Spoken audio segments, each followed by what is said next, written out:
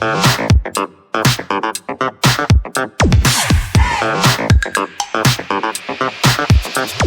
this is Josh, Night Owl Rambles, coming at you with a little issue I found when installing the Rigg gear quick detach backer plates on the Sierra SE3050 pannier bags.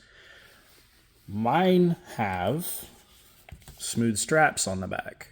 In their video, they tell you to come through down like this,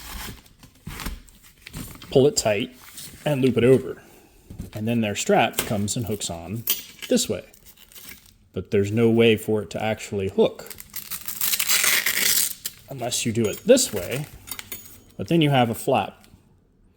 So I found that if you come through, you come down the back side,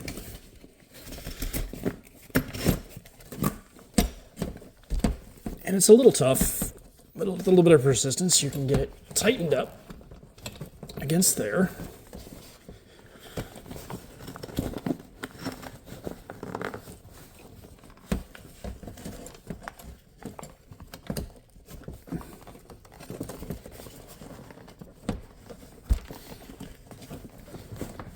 And then you can pull it down through here.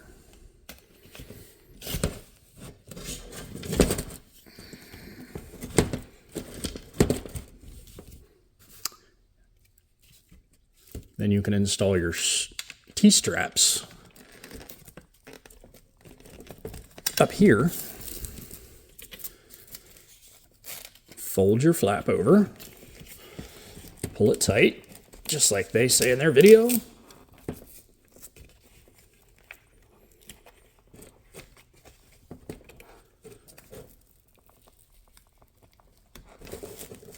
Bring it down, get it nice and tight, and then you can tuck your excess back in, which I guess I just messed up. Put through the wrong hole. It's the advantage of these plates. They have plenty of mounting slots. You can probably mount just about any bag on here.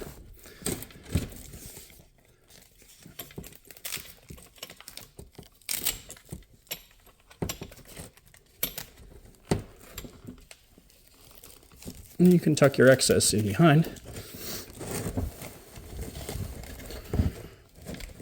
Velcro it behind.